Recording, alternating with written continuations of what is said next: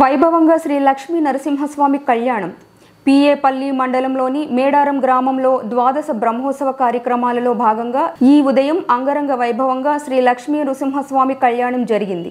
ముందుగా స్వామి అమ్మవారి పట్టు వస్త్రాలు అలంకరించి ఎదుర్కోలు జరిపి కళ్యాణ మండపం మీదకి స్వామివారిని తీసుకువచ్చి కళ్యాణం వేద పండితుల చేత నిర్వహించారు. సుమారుగా 650 మంది దంపతులు కూర్చొని కళ్యాణం తిలకించారు. ఈ కార్యక్రమంలోని ఆలయ పూజారి సూర్యనారాయణమూర్తి, ఆలయ చైర్మన్ ఎల్లూరి చెన్నారెడ్డి, ఆలయ ధర్మకర్త తెరటిపల్లి విఠల్, ఆలయ వైస్ చైర్మన్ మిరియాల సత్యం, గ్రామ ప్రజలు, భక్తులు అధిక సంఖ్యలో పాల్గొని కళ్యాణం విజయవంతం చేశారు. 5వ తేదీ రథం సేవతో ఉత్సవాలు ముగుస్తాయి.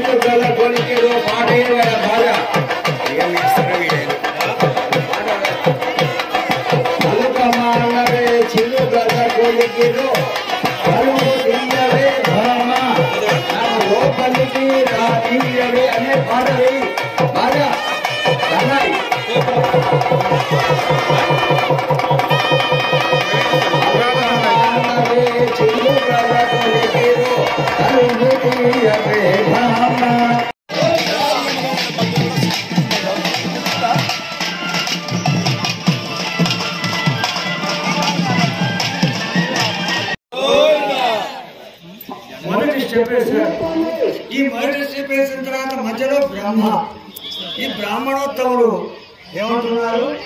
వీరిద్దరు కూడా సంబంధం కుదుర్చుకొని వస్తున్నారు. వీరిద్దరు మంచిగా కలవాలి.